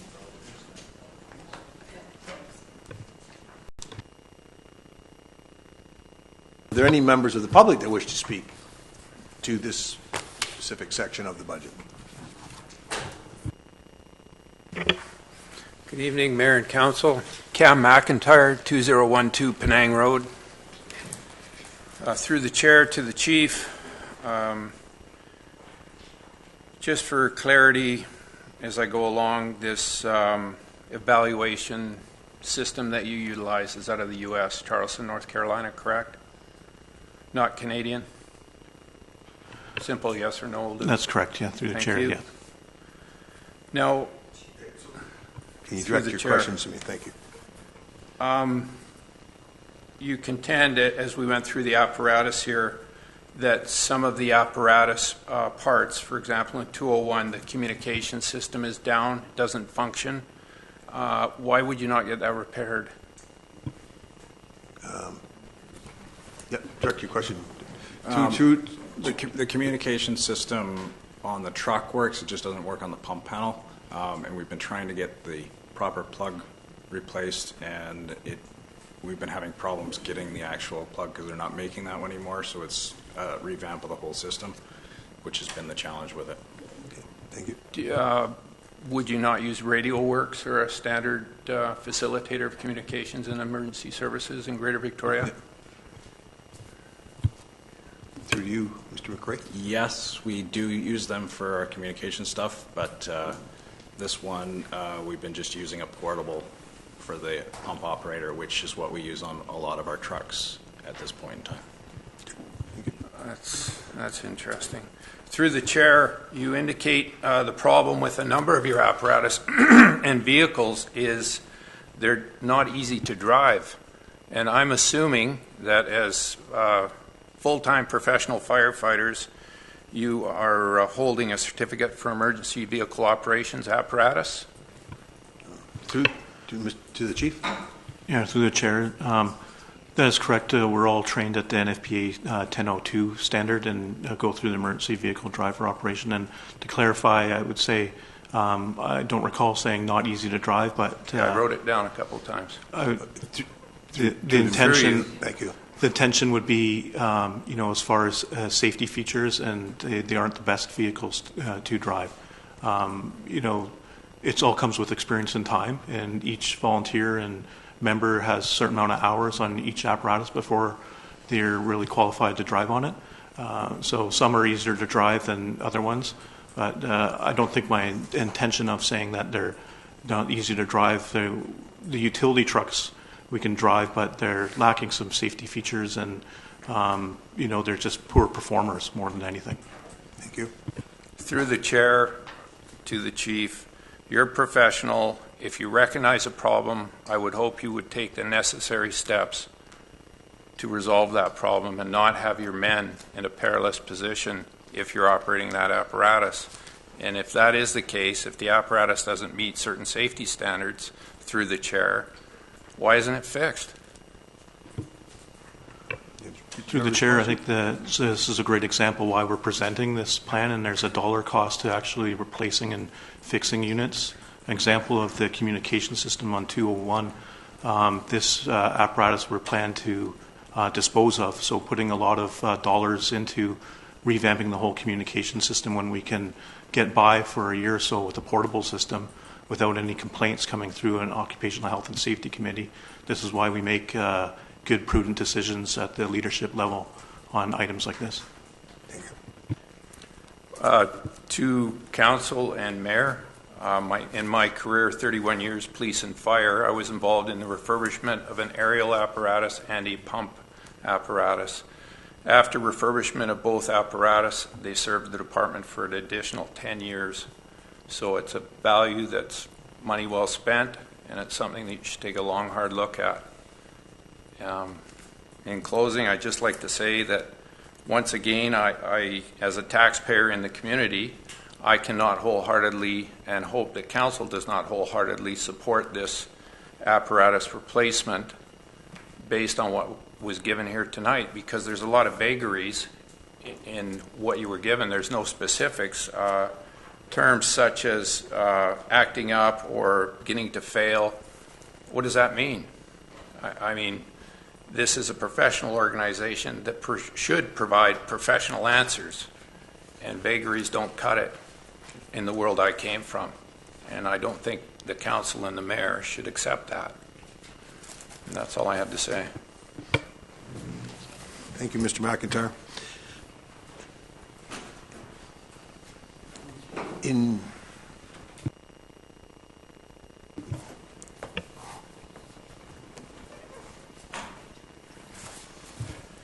Ken Canavan, 6220 Calvert Road, Mayor and Council, members of staff, Fire Department.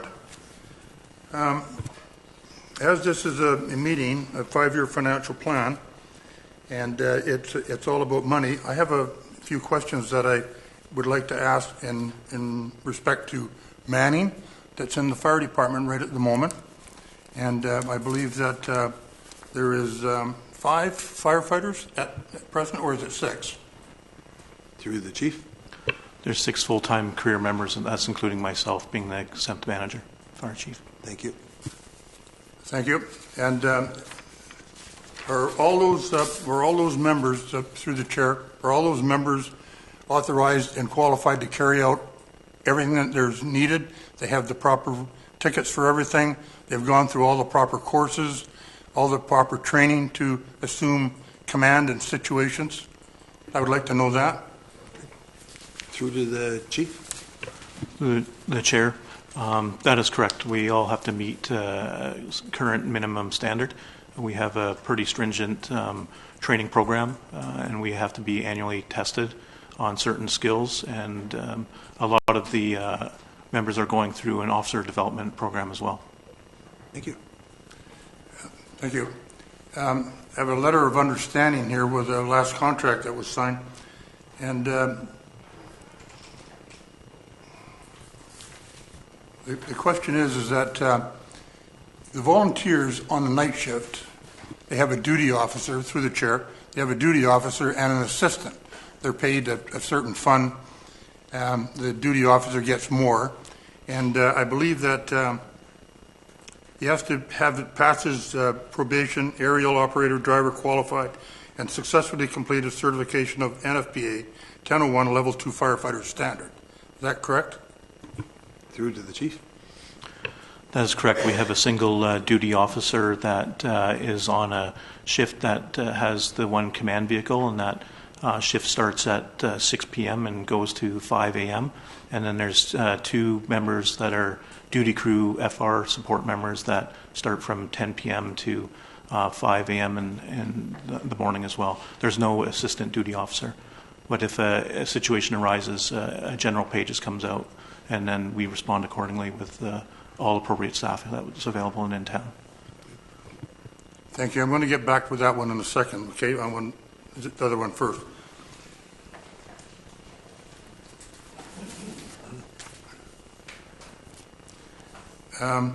Through the chair, captains, completion of IFSAC or per board accredited NFPA 1021 Fire Officer 2 program.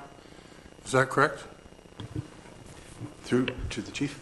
Through the chair, that is correct. All our officers have a minimum of the Fire Officer 1 level, and our captains are at the Fire Officer 2 level, and some of us are pursuing Fire Officer 3 and 4. Thank you.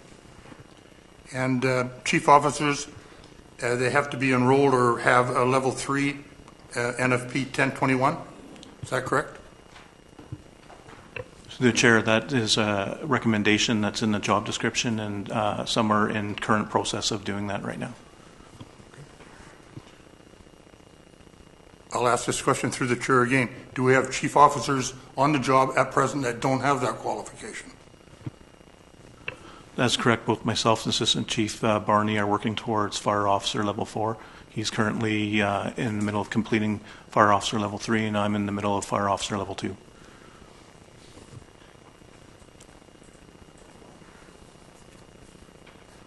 I'll ask the question through the chair. If the chief was to show up at a fire with the qualifications he's just told me that he has, is he able to take charge at a fire and direct men at a fire that would involve an interior attack, a gas spill, a propane tank, something like that? Does his qualifications cover him to take charge right now? Through the chair, I would say yes. I have 15 years of experience and have attended many structure fires. I was in an area of the interior of British Columbia where we had many difficult situations, including large-scale wildfires, which I took command and control of as well. So my experience is making up for some of the actual, courses and studying that I'm doing right now. So I can attest that the volunteers and the officers that I work with are completely confident in the ability to have command and control of incidents. And I think the Mount Quimper fire, I was in command for that, was a good example of my wildfire experience in handling that situation properly. Excuse me, point of order, if I may. And I understand Mr. Epps-Canada stands asking some very good questions, but we're actually on a budget, the budget piece. I'll address that. Yeah. I'll address that. This is twofold because it has all to do with manning and the cost of manning, which is a big part of what we're talking about right here. And I just wanted to make sure, through the chair, that everybody there had that particular qualification that's regarded by Workplace BC. You have to have it so you can make those decisions at a fire. If you don't have it, you can't make those decisions. And that's the point that I'm trying to make. Okay? And if the chief doesn't have that right now, that's all I asked. If he doesn't have it, he doesn't have it. Okay. Okay? And if he doesn't have it, why didn't he have it when he was hired? I don't quite understand that, but I'll get back to it. I think that's I'll get back to it. I think that's a different question, though. I'll get back to it. Other than the budget related. So thank you. Over the last 3 years, through the chair, year 2016, 2017,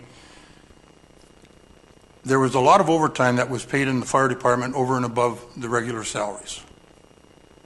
We all know that, and I'm not trying to berate anything like that, but that's a point that when you look at budgets and you look at it in the old budgets, in the 2016 budget, we put it in due to the fact that we had to do it to facilitate that extra money that was being paid out because of the ways that the fire department was working and having a tremendous amount of overtime. And we're talking big time bucks. It was just on the computer there. I just saw it. One firefighter was over $160,000 a year. It's a lot of money when the salary's at $120,000. So if we take every firefighter and take that out, and they were the same amount of money, that's a huge amount of money. It's over 14% more on the budget for wages. So my question through the chair, Mr. Mayor, is that to the finance director or the CAO and to Brent Blackhall, if we can find out if that overtime is still going on, and if it is it going to stop, and if it has stopped, then just an answer. Because that's very important to me as a citizen when I look back and I see the budget comes out and we have a 5-year plan and it says that it'll be X number of dollars, and really it's not, it's 14 or 15% over. And so where does that show? But it shows in the budget, and it comes out as shifts. And the shifts was that extra money that was used to pay this particular overtime. So I'd like if you can have that answered for me, please. Through to our Director of Finance and Acting CAO. Thank you, Your Worship. If you look at the draft financial plan for this year, it doesn't have that line in it. That item was addressed through the new collective agreement, and there is always going to be overtime in running a fire department. A wastewater department has as much and may have more overtime in it by the end of the year. So it's unavoidable. There's overtime for all the staff. I think what the member of the public was referring to was a provision in the old agreement that isn't there anymore. So that issue has been taken care of. Thank you. Through the chair again to Mr. Blackhall, is that, or to the chief, to the chief. The duty officer that's there, there's monies put aside for him in the budget and under the volunteers. Are all the duty officers at night volunteers? Or is the senior officer, or do the paid guys put in and get that as overtime? I'd like to know. Through to the chief. Through the chair, to answer a couple questions here, the first one being the duty officer question. It's available as an item there that's regularly scheduled for all officers, including the volunteer officers. And there's a certain rate for when you are a duty officer. There's no overtime for a career member. And when I do the duty officer shifts, I don't get paid at all for them myself. So it's a small token amount that's coming out of that line item. The other question to help address overtime is we've recently, in the last couple of months, done some scheduling changes to deal with meetings that were occurring in extra evenings and incurring overtime in the past. So we expect to see a considerable reduction in this year's overtime budget. And speaking with one of the career members today, he thinks it'll be anywhere from 80 to 90% less overtime than what was done in the previous years. The fact that we brought in a couple qualified firefighters, last year in November, we've seen the impacts from that already with respect to overtime. The only overtime we're incurring right now is due to emergencies and working on an operating guideline that has yet to be signed off, but we're using that as guidance right now that there's a specific type of emergencies where career members are coming back on overtime. If I call them in on, to come back for a significant incident versus voluntarily coming back on a type of incident that they know they're needed or monitoring a call, and certain incidents that you shouldn't be coming back on, that the volunteer crew can end up handling. Thank you. Thank you. So through the chair again to the fire chief, we shouldn't be looking at year end then and seeing a firefighter that's salaried out at X number of dollars as a captain or assistant chief at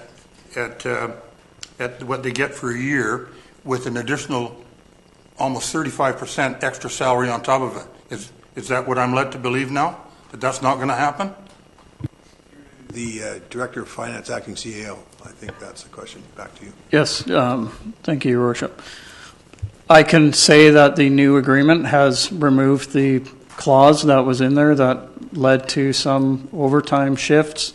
There's always going to be overtime, as I have said, and the chief has said.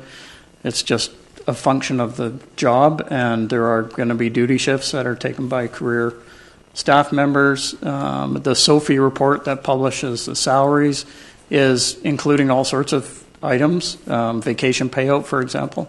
If it's due to scheduling, if staff can't take a vacation, they get paid out. That report is a cash-based report. It's not, just the expense of the salary. So there's, you can't just look at that and say that's an ongoing cost. So. Thank you. Thank you. The reason that I've directed those questions to the chief and to Mr. Blackhall in respect to finances, because the finances over a 2-year period were very abnormal when you look at it and you see what's taken place. One of the things that when I was looking after the Fire Commission or a spokesman for the Fire Commission, and we were dismissed before we had a chance to bring our report through, was that we were trying to deal with these particular things and come up with something for the district that would go along with what I've heard tonight from new CAO Blackhall, finance man. I don't know what to call you, Brent, the guy. Okay. How about the acting CAO? I almost get lost for words there. But we're all in the same boat, and we want what's best for the municipality. And it's not anything that I brought up here tonight to tarnish members of the fire department or members of council or anything like that. What we're looking at and saying, what can we do to make this thing work in this municipality that's growing like crazy and come up with a viable plan that we can say we're going to address the 10-minute response time and things that are very dear to us that affect, it's all money. Okay? And, you know, when we look at it, we never had a chance to bring this forth. So we're going to call for an agenda meeting in April, and we can show that we could run with 8 men on right now and 8 paid firefighters at less than what you're going to pay out for that coming year by $80,000. So I needed those questions answered so that I could come back afterwards, and I've had them answered by the chief, I've had them answered by Mr. Blackwell, and we'll be coming back in April to have a public meeting to address the system or the chance that we never got to put forth before, and we would be bringing forth to council what we believe will be a benefit for the entire municipality, and it will save us money. And what it will do, it will, one of the things that Councillor Casper brought up tonight about a ghost hall down the other end. Another 2 or 3 firefighters, and that was the reason I asked about the qualifications of everybody there so that everybody's accounted for, to bring in 8 firefighters. But we're going to address that down the road. And I thank council and I thank staff tonight for the pleasure. Thank you. Thank you, Mr. Abscanovan. I'm looking forward to that presentation. Are there any other members of the public that wish to speak to the financial for the fire department? Hearing none, I will turn it back over to for your wishes.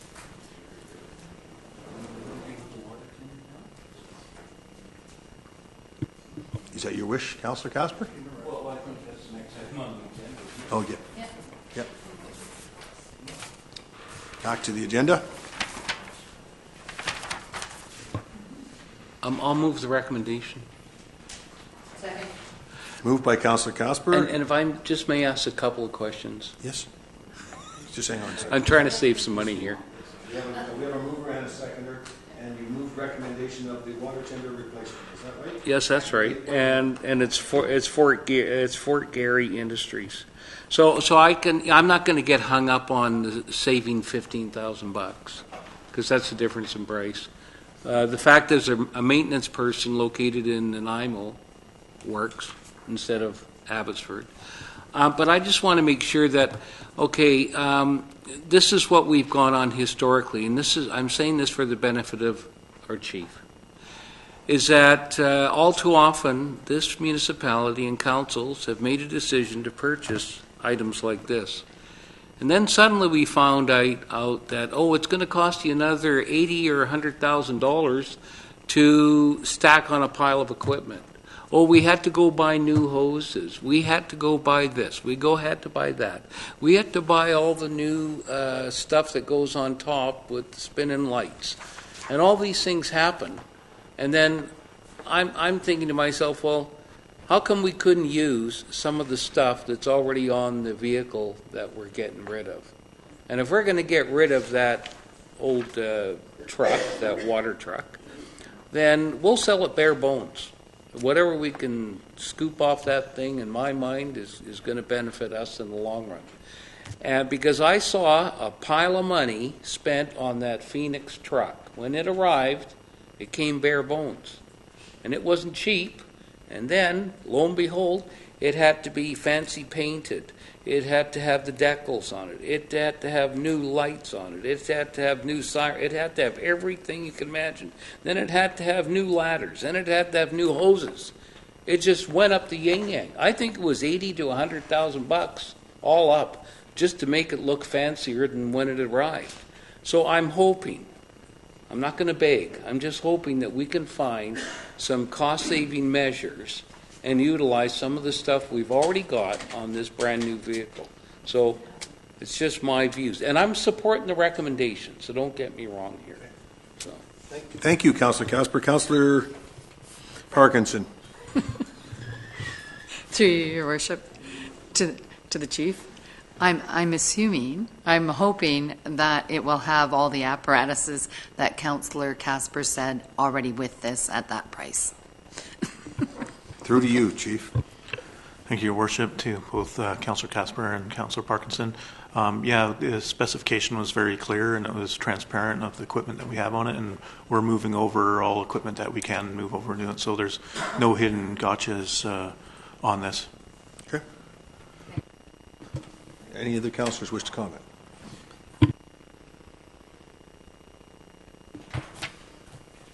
Opposed?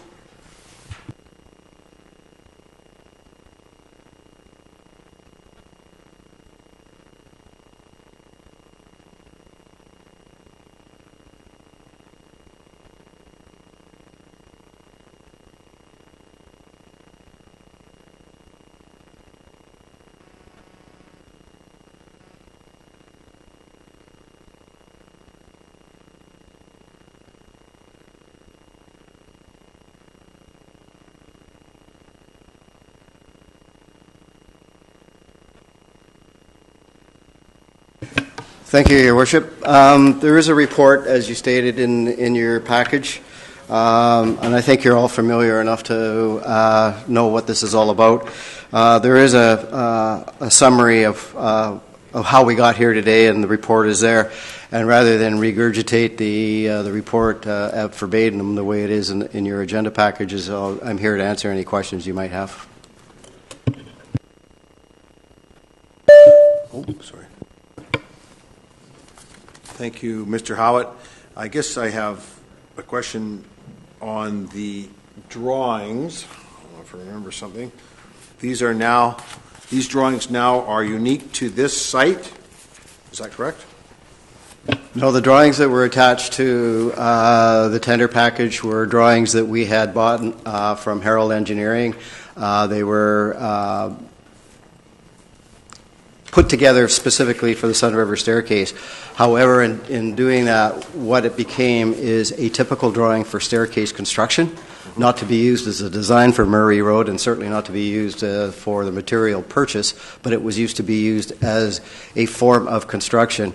We've also approached Herald Engineering, and yes, we can use it as a typical, similar to MMCD drawings that we use for typical road construction, drainage features, and things like that. But this drawing that was in the tender package was certainly not designed, or the layout was certainly not designed for the Murray Road staircase. So that leads me to one more question. Is there any risk to us having an RFQ out there that doesn't have specific topography? I guess that's what my worry is.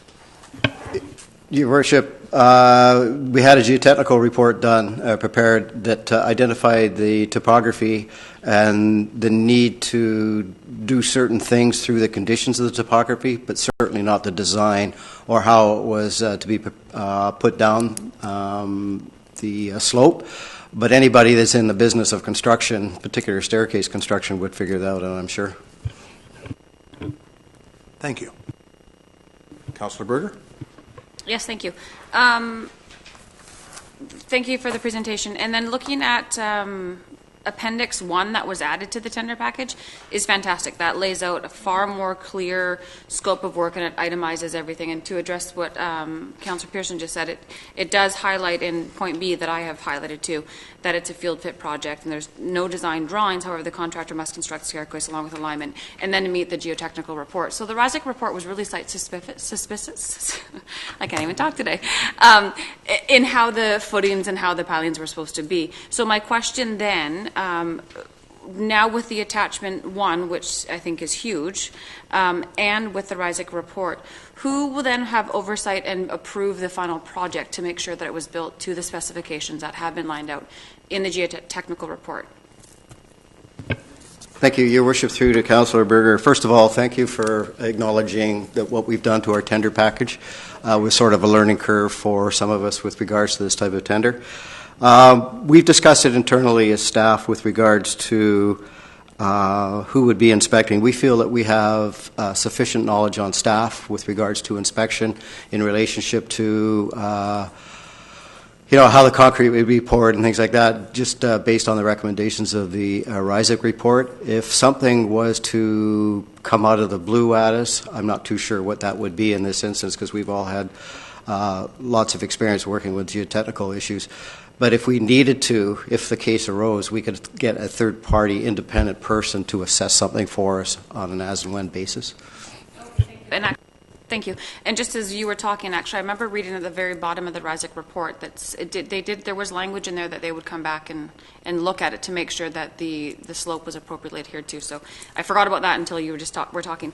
And then just my final question is, with the construction materials or the stuff that's on site currently, I would assume, I think there were sonotubes in the ground, preliminary sort of footings work. Will that be removed by the district, or was that, I missed that part in this tender piece, will that be all-encompassing to remove that, what's existing? Your Worship, I believe the work that has taken place, it's up to the contractor to work with staff to have the issues removed. I'm not sure if there was something that's still usable. They may be able to do that depending on what staff assesses, but I'm not sure after this time whether that would be possible or not. Councillor Ray. Yes, thank you, Your Worship, and through you to staff. Could you just spend some time? What was the quote that was with the last contractor? Was it $74,000? Yes. Your Worship, through to Councillor Ray, I believe it was 74 and change. 74, I believe. Yes. It's been a while for me too. Okay. So. And just from what I'm reading here, this was the only quote that we got. Yes, that's correct. This is the only bid that we received. Councillor Parkinson. Through you, Your Worship. So from the previous people that were looking after building the staircase, how much monies did we give to them?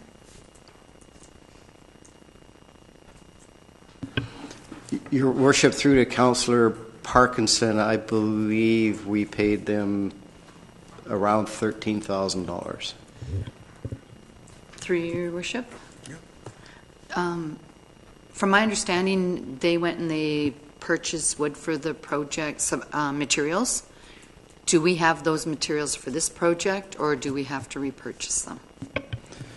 Your Worship, through to Councillor Parkinson, we did not receive any materials or anything from the previous bidder. We were told that the seed money, if you will, was paid to them for the purchase of the product.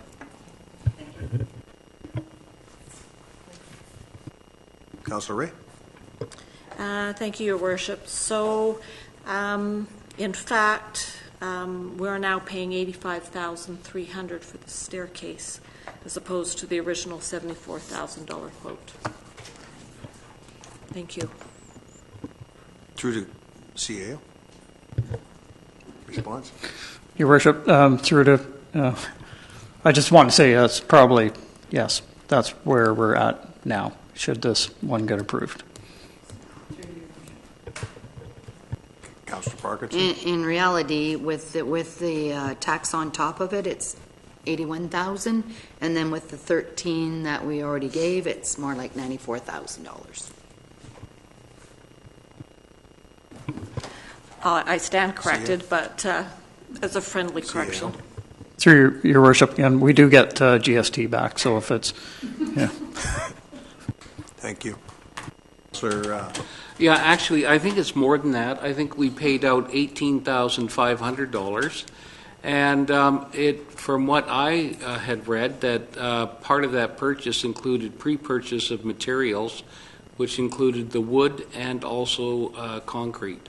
So if those have not been made available to the district, then we should be recouping some of those funds to offset, because if we have not received the materials that were outlined in the pre-purchase and or concrete, which is what I've been led to believe, then we should be pursuing that. So I'll leave my comments at that.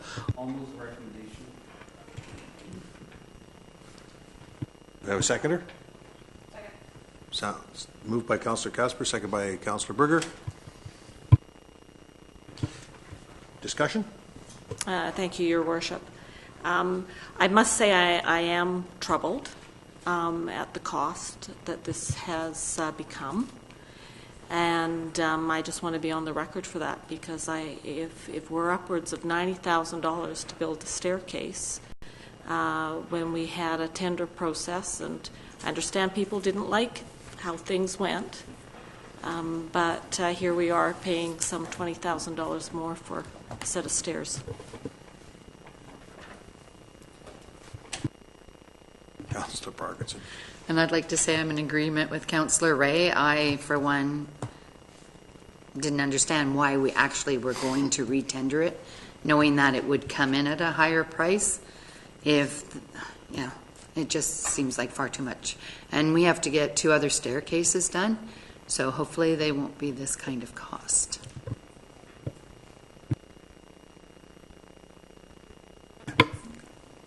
Any more discussion?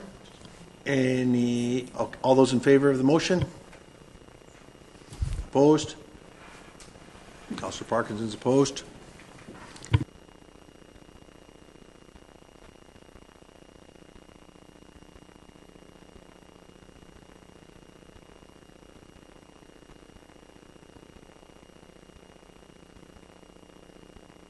CAO.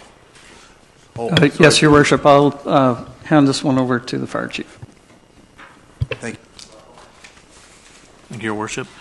Yeah, the expedited 48-hour permit report, to really summarize on it, if you read through the report, it has failed on a number of attempts, and through a committee to look at bringing it back, this report really showcases that in order to really bring it back, there's a few necessary measures. Also looking at the legal impacts of doing it through previous legal advice provides some risk to the actual district. So in order to get to that stage, it involves an investment in staffing, a reduced type of workload, and in able to expedite process. Also, the sign-off is done, and if a complete package is in place, then something like that can be foreseeable in the future in some sort of expedited queue, as opposed to putting a timeline around it. Ray? Thank you, Your Worship. I'll move the recommended action items that Council receive the report for information, and Council direct staff to prepare a report containing recommendations and resources required in order to implement an expedited building permit process. Do we have a seconder? Councillor Berger. I'll second it, but would like to add a friendly amendment to remove the second half. And rather than have staff come back with a report prepared on what it could look like, this is something that we've tackled at the development workshops. And so I think it would be appropriate to have the fire chief join us at one of our new land use and development committees. And we can talk to the members and sort of pick up where we left off as to how we can help through our permitting process and applications. I'm not quite sure that's friendly, but I know the intent is. Okay. Well, there's a rising report later that will help. Sir Casper. Yeah, no, I think that for the benefit of the chief who would be attending that, that there was well over 30 recommendations that arose from the I don't know, probably about 32, 36 hours of deliberations and discussions by the participants earlier on last year, or no, sorry, in the fall of last year, that will actually assist in streamlining the process. And that was the whole goal of that committee doing its work, was how do we find ways and means that are going to streamline the permit process, help reduce the regulatory burden, red tape, without having any detrimental effect to the consuming public. And I think that was critical. That was a lot of our discussion. So anyway, I look forward to that report. Through to the CAO. Thank you, Your Worship. And just to add a bit more, we are making changes to our processes internally to make sure we can receive the applications into our system as quickly as we can. So we've actually cross-trained 2 other staff members to assist the building clerk, and that's been going very well. I believe we're all caught up on getting everything into our system. So that's an application received. We are going to be, at some point, once we get the staffing sorted out, the planning department, et cetera, we'll be able to implement the modules of the system that we have that will enable builders and developers to create an account on our platform, and they can track the progress of their application. So that's going to be something that'll be pretty good, I think, very helpful for the public. We just need to not tweak, but actually look at all our tasks and see which ones we want reported out. But that's something we'll be able to do once we have the department staffed up. Another thing that definitely will help with the time of reviews is the additional building official in the department. That person will be focused on plan checks, plan reviews, doing some of the functions that planning department has had to do in the past, and looking at covenants, et cetera, to speed that along, because the current inspectors get quite bogged down in all that, and trying to manage that on top of being out, for various inspections. It adds a lot of time to their plate, so this will speed up so the inspectors can actually focus on inspections. There's an awful lot of paperwork and scanning, et cetera, that goes on when they're back in the office, and it is a lot of work. We've tried to automate it as much as we can, so if they're out in the field, they can take a device and do the actual checklist right out there and hit done, and it'll import into our system. So we've got that, and we've also got the inspection calendar bookings function that people are able to do that online now. So we've tested that with 3 developers, and I believe it's gone very well. So I can see rolling that out as soon as we get this 3rd person in that can help do the other work, so the inspectors are out just doing inspections. Thank you for that, Mr. Blackall. I'd like to also thank the committee for forming and getting a lot of this legwork done. It was been a wish of previous land use committee on the last council to streamline that process. So thank you to the staff as well, because I think it's been a desire that we've heard throughout the community for a number of years, and we're finally making some inroads towards that streamlined template looking process. So thank you to everyone. Mr. Blackall, one more. Thank you, Your Worship. Yeah, I just wanted to add, and the committee, it was great, I think, for the staff and the committee to get together, and I presume that's going to be picking up again, and definitely will all participate as much as we can, because there is a lot of benefit hearing from the building community, of course, on how we can make things better. Yes, thank you. So no more questions. I'll call the question. All those in favor? Opposed? The motion is carried. Now we have new business, and is it rise and report now? Was it 12? Sorry. Oh, yeah, sorry. Rise and report. So new business, do we have any? No, I don't think so. Correspondence, we have a number of things in correspondence. Does anybody wishes to bring anything forward from the correspondence? Number 4, which is? From Joel and Vivian Perot. It's Which one it was? for sewer treatment on Maple Park Terrace. Sorry. No, speaker on. Furwood Place, is that the one? Yep, it is. Okay. Starts off with there. Mm-hmm. So I'll move receipt then? Move receipt of all, and Well, with the exception of this one? Yeah. Does anybody else have any that they wish to bring forward? Okay. So we have a motion to receive. Anybody second? Second. Second by Councillor Parkinson, moved by Councillor Ray. All those in favor? So with this, through you, Your Worship, with Yes. the one that we just pulled out, would this go to the new committee to look at?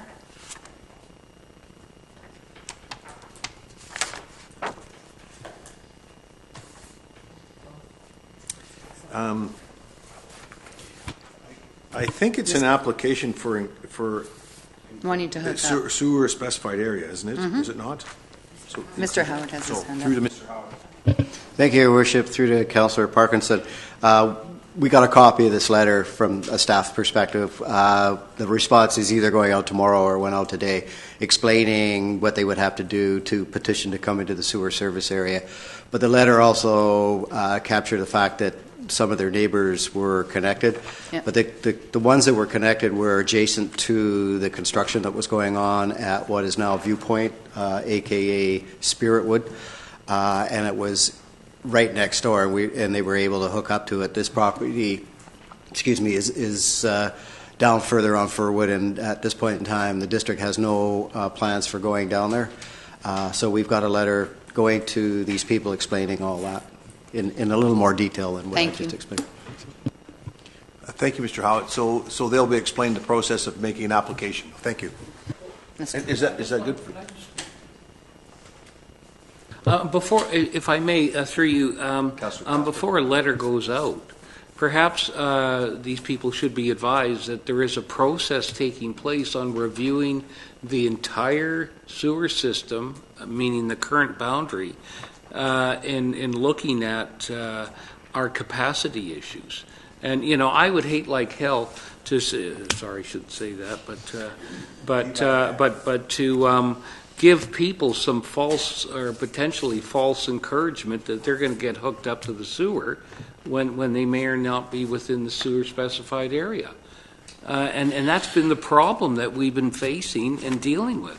That's why I voted against the last one at first, second, and third reading on the expansion, because here we are willy-nilly adding more people, and we haven't done a complete analysis as to what our capacity is to service those who are already within the sewer specified area that aren't hooked up. And that is a big issue. And we talked about the budget and all the cost implications related to that. So, it's all very well for people to apply, but I would hope like heck we don't, and I did say heck this time, that they understand what we're going through right now, because I don't want to see somebody say, oh boy, I get to be hooked up, and then they realize it's going to cost other taxpayers a lot of money to hook them up, or them a lot of money. So anyway, I'll leave it at that. Thank you. I know staff will do their due diligence. Okay. So Councillor, That's good. you're happy? Okay. Mr. Howard has a question. Thank you, Your Worship. Through to Councillor Casper's statements. The letter doesn't encourage them to apply. It just sets out the facts. Thank you, Mr. Howard. Okay, next up is council verbal reports, and I'll start on my immediate left. Councillor Casper. I'm going to give it a rest. Thank you. Councillor Ray. I don't believe I've attended anything since the last meeting. Thank you. Councillor Parkinson. I can't remember where it was. No, thanks. Councillor Berger. Well, I have an exciting one, but everyone's probably already heard about it. Just at our last C-Park meeting, the announcement of the grant for the expansion for the recreation new gym facility.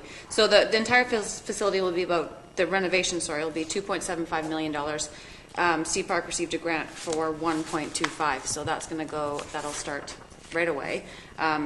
C-Park had saved money over the last few years to work towards the expansion. And the Demanuel Creek Golf Course will be opening in April. So that's my C-Park report. Thank you, Councillor Berger. That is exciting. Yes. For that expansion at C-Park. Through your worship. I found my paper. Councillor Parkinson. So on March 15th, I attended the Mayor and Council's open house, which was attended by a good number of people, and it was a very good turnout. And I do believe that a lot of good information was given out by the mayor for the public. And also I've been attending the meetings for the RCMP musical ride. So they've been having a number of meetings in that regards, and I think it's going to be a fantastic event for Sooke. I think it will be really great. Hotels all sold out that weekend. So good for business. Thank you. Thank you, Councillor Parkinson. And you're right, the musical ride is an exciting thing for Sooke. I also attended the mayor's open house, and it was good. Was reasonably well attended. So there was some good information that was shared there. So that ends that part of the report. The next is reported in-camera resolutions, and tonight we can release that, what do we call it, Development Land Use Committee? I think that's what we call it, Development and Land Use Committee. The three candidates, public members of the public that will be sitting on it are Randy Clarkson, Lynn Sauer, and Herb Haldane. So, that's it. And that concludes tonight's meeting. I'll take a motion to adjourn. So moved.